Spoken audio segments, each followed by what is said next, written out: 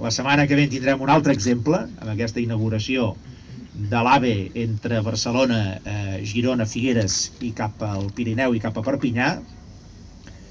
La setmana que ve ho explicarem i per tant deixem-ho ara de banda, però la setmana que ve explicarem fins a quin punt, després de 20 anys d'invertir en alta velocitat i ample de via europeu a Espanya, és la primera línia completa que travessa els Pirineus i per tant que connecta amb Europa.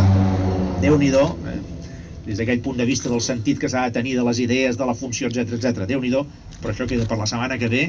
I avui simplement això, felicitats, l'enhorabona, moltes gràcies a tots els que ho heu fet possible, a l'actual govern, al conseller Recoder, al conseller Nadal, a totes les persones que hi han participat en aquesta continuïtat que és la bona per un país. Independentment de si en un moment determinat hi ha un govern o un altre, les coses importants s'han de fer.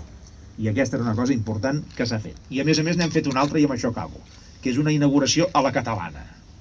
I què vol dir una inauguració a la catalana?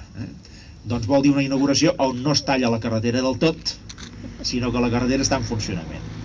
A l'altre costat tenim soroll de cotxes i soroll de camions. I això està molt bé, perquè vol dir que compatibilitzem el que ha de ser la festa, que és en aquest moment aquest acte d'inauguració, amb la funció de la carretera, que no és altra que la gent circuli i que a través d'aquesta circulació la gent pugui gaudir d'uns paisatges meravellosos com aquests de les Guilleries, d'un eix transversal preciós des del punt de vista de la varietat de paisatges, només cal recórrer-lo per adonar-se'l, i també, com us deia, des del punt de vista d'aquesta artèria econòmica, d'aquesta gran aorta econòmica que travessa les comarques centrals de Catalunya. Moltes gràcies i felicitats.